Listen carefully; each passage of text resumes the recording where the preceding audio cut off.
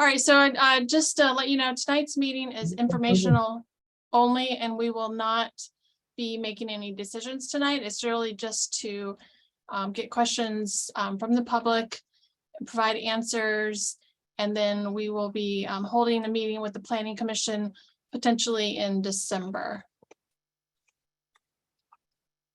So our current regulations prohibit off-site advertising signs, including billboards, and that includes lights that that flash on and off, or that use scrolling or moving text. In terms of our allowances for freeway-oriented signs, it has a 60-foot max height and 100 to 150 square foot max area. And then we have increased allowances for regional serving commercial uses, which allow up to 75 feet high built signs. And you'll see those in throughout the city along the freeway. Our general plan has policies regarding freeway signage, and it directs us to work with Caltrans to explore ways to increase signage to freeway commercial uses. And then it also directs us to respect the surrounding context in order to minimize negative impacts. And so the proposed ordinance does do this. So we had an application for an electronic billboard, and as I mentioned, it's not currently allowed. So it would require a changes to our city code and a new ordinance that would allow such signage. The proposed ordinance will require a city agreement, and that city agreement will need to be signed off not only by the city council, but also by our city attorney. And it includes offsite advertisement criteria, content control, community messaging, community outreach requirements, and those sort of things. We will also require a permit process that would include both the Planning Commission and the City Council. Depending on the application itself, it could require additional CEQA documentation, and then it would require a Caltrans permit given the proximity to the freeway requirement. The permit would also have findings for approval, and those are shown here. You'll see in the next slide that our findings for approval are similar to the conditions of approval. And we just want to make sure that any signage that is proposed and approved is consistent with our general plan and our city codes. It promotes economic development beyond what would normally be allowed with signage in the city. It's architecturally compatible, doesn't create hazards, and doesn't result in significant threats to the health, safety, and welfare of the public. As I mentioned, there are conditions of approval. We are requiring a city agreement, and typically that might be in the form of a development agreement. It would require Caltrans offsite advertising permits, compliance with federal, state, and local laws, and other state codes. And as I mentioned, it can't create significant impacts, shall not be considered an attractive nuisance. So there's maintenance requirements. It needs to incorporate noise reduction remedies. And we will require that permits be pulled within 1 year of any approval. And if not, the approval would be void unless they apply for an extension.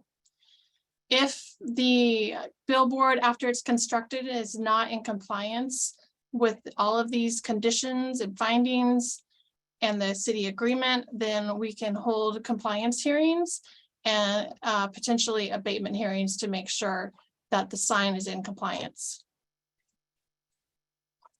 The proposed ordinance would include a maximum of 2 signs in the entire city. So we have 1 being proposed. If that billboard were to be approved, then that would only leave 1 additional signage for the entire city. And that sign would need to be at least 1.5 miles away from any other sign that was approved, with a maximum height of 75 feet. And you'll see that the sign that is being proposed meets that requirement. It can be located on or off site, so that's a change to our code. It has to be located on a property with a general plan land use designation of general services commercial or city gateway district. It needs to be within 660 feet of Highway 101, which again triggers that Caltrans permit. It needs to be at least 500 feet from any residential zone or residential use. And the project that is being proposed is about 15 to 1600 feet from the nearest residential property. And it needs to avoid or minimize views from nearby residential or hotel uses. The maximum display area, and you'll see that this is pretty consistent with other cities, is 672 square feet. Our ordinance does require city branding on the signage, and so you'll see that in the proposal. And then there are a number of standards, operational standards. So I'm not going to read all of those, but they're listed here, and they would also be included in our ordinance. So for example, it needs to conform to the city agreement. There are prohibitions against obscene, indecent, or immoral character messaging, and that's per business professionals codes, and so on. Again, a number of operational standards that would be included in the ordinance and as conditions of approval for any project that is approved. There are messaging standards. So for example, it can't be displayed. It must be displayed for a minimum of 8 seconds. The transition time between messages cannot exceed 1 second. So that's really just to prevent a lot of distraction to drivers. There are light intensity standards, auto off requirements in case of a malfunction, brightness standards, etc. So I apologize for the clarity of this map, but the billboard that is proposed is located within 660 feet of the freeway, not too far from the 10th Street exit off 101, and it's located on private property just south of the auto dealerships. And you can see that property here. The sign itself would be located in the corner adjacent to the highway. And then you can see the site here. So again, the signage is right over here in this area adjacent to the canal and the freeway. So this is an image of the proposed sign. You can see the city insignia branding at the top, the display area, and then again, the ordinance requires architectural standards. So we did go back and forth with the applicant to provide a design that's, aesthetically acceptable to the city. So that's the end of my presentation, and I would love to open it up to any questions or comments that you have. So I invite you, if you do have questions, you can go ahead and raise your hand. And we also have the question and answer module open. So if you'd like to type in your question, we can answer it that way too.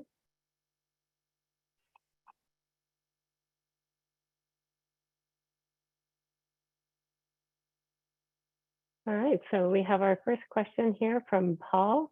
Paul, I'm going to ask you to unmute yourself. Hello, my name is Paul Lynham. I'm an astronomer at the University of California Observatory's Lick Observatory. I did submit a contribution in writing a few months ago to this proposal. It seems that none of the requests and recommendations, particularly with accounting for the recommendations of the International Dark Sky Association, have been accommodated in the review that's been presented. I also want to take issue with the terminology where you talk about one sign of 672 square feet. Can you please clarify how many message surfaces are being applied for here? Is it one message surface or one sign containing 2 message surfaces? And the sum total of the display surface area? Thank you. So it's a 2-sided sign. Each side has a maximum area of 672 square feet. So basically they're identical in size.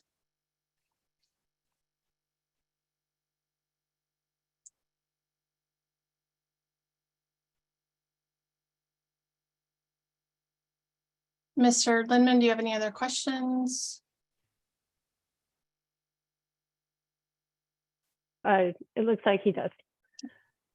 Oh, nope, he just lowered his hand again. Okay, we Okay. do have a question in the chat box. Once we open the door, how will we limit future signs? I feel these are distracting to drivers. So again, the proposed ordinance would have a maximum of 2 signs throughout the city with a minimum distance of 1.5 miles between those 2 signs.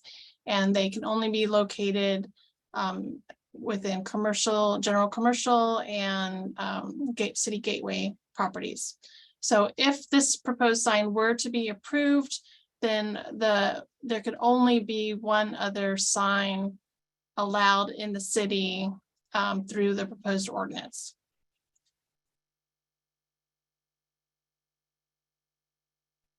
Okay, it looks like we have another raised hand.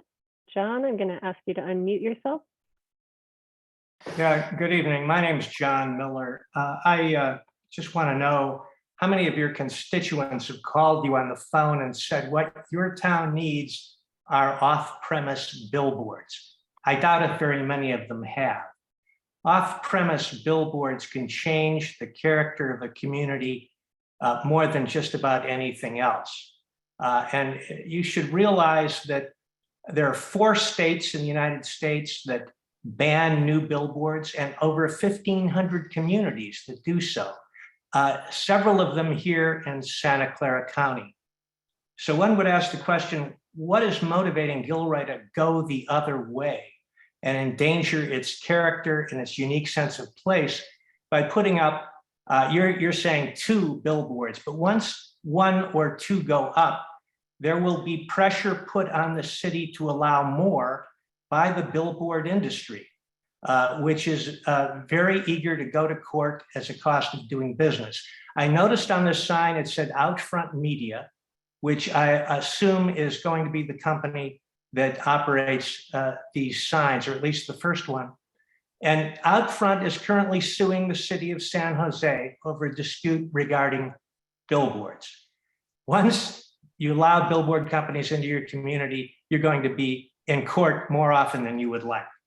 There are many other things I could say about this, but again, I would really like to ask the question, how many of your average citizens, your tax-paying residents, want to see this happen to their town? Because they will just end up being an audience that's coerced to be witness to commercial messages that they don't want to see, for which there's no off switch. And ironically, the citizens are paying for the upkeep of the maintenance and maintenance of the public right of way. The billboard companies are not. Thank you for your time. Thank you, Mr. Miller. So we did receive a couple of comments in favor of the proposed billboard. And then also to answer your earlier question about why we're processing this application, we are required as a city to provide due process to the applicant. We received the application, and that's why we are moving forward with processing the request.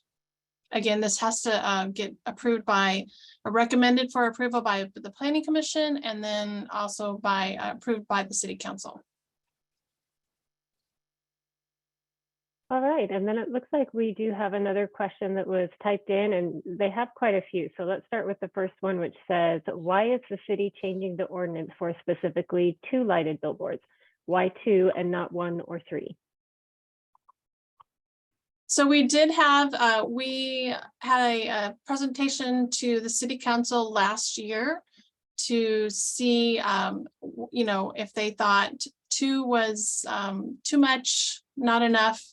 And so at the time, staff recommended 2, and the City Council said that was something that they would consider in the future as part of an ordinance. So that's where that number came from.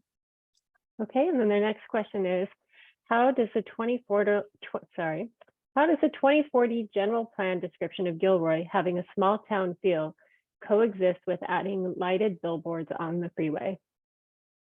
So I did show you the general plan policy that did allow freeway signage to advertise for commercial businesses.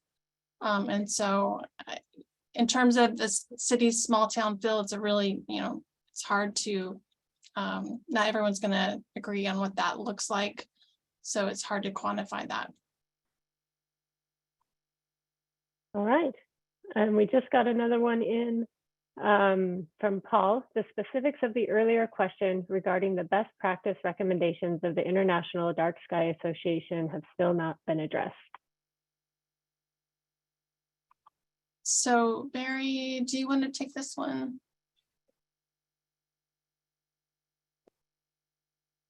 Sure, thanks. So I appreciate the information provided by the commenter.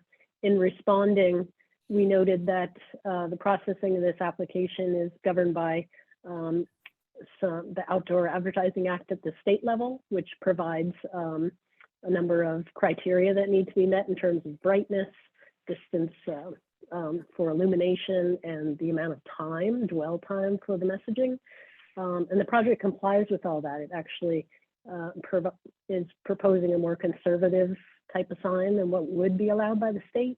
So that was really the governing regulations that the city is using to process this. I understand their dark sky preferences and best practices that are often for locations that are outside of cities that tend to be more illuminated. So in this case, the city is using, as I said, the state guidance that's typically applied in urban areas to these types of projects around the state.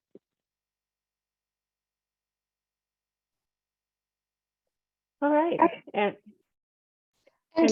hi, this is Natalie Kirkish. I'm speaking on behalf of the applicant, and I just want to add that this project adopts new technology that reduces horizon light and sky glow. So this new technology even further reduces the impact that there might be.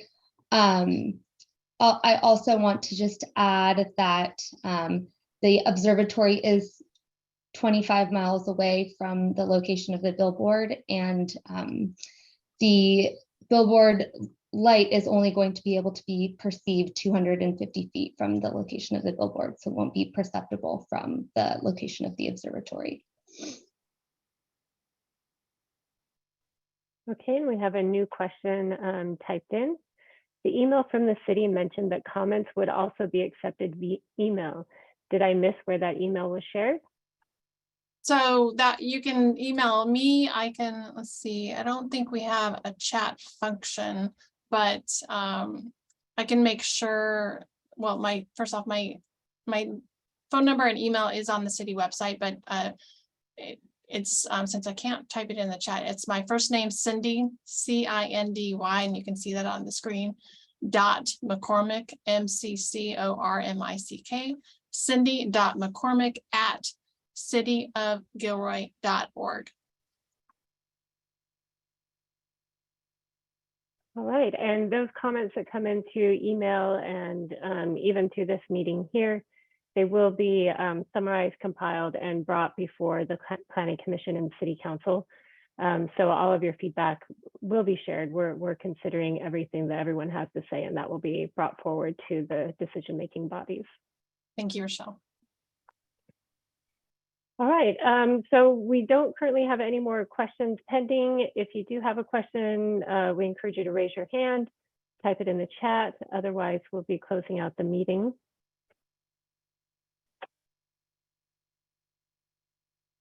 All right, Jason, I'm going to be asking you to unmute yourself. Hi, can you hear me? Yes. Hi, thanks for having this forum. I jumped on late, but I had a question about the California Outdoor Advertising Act that was just mentioned. I'm in San Jose, and I'm part of a group called No Digital Billboards in San Jose. And from my understanding, we've learned that this state law protects billboards. Once they go up, it's really hard to take down. Like, even if, like, say they go up and next year the city decides to take them down, they have to pay like potential future lost revenue to the billboard owner. So I was just wondering if the Planning Commission has weighed that as a consideration. Thanks. So I'm going to defer that question to either the city attorney or the applicant's attorney.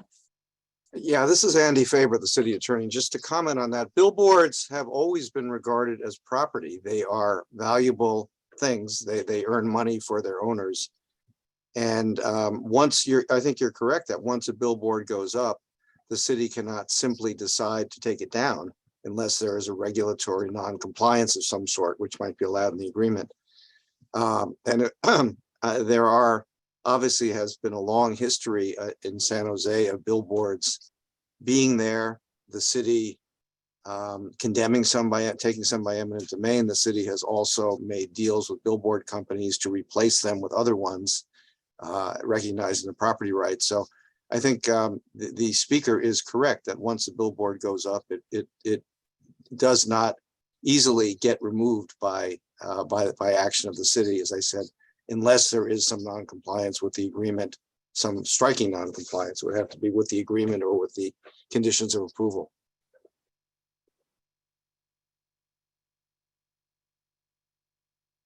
All right, and with that, I don't see any additional questions. So Cindy, I think we're ready to go ahead and close the meeting. All right, thank you. And then everyone, hopefully you got my email. As Rochelle said, please feel free to reach out, and all of the comments will be shared with the Planning Commission and the City Council. Thank you for attending tonight.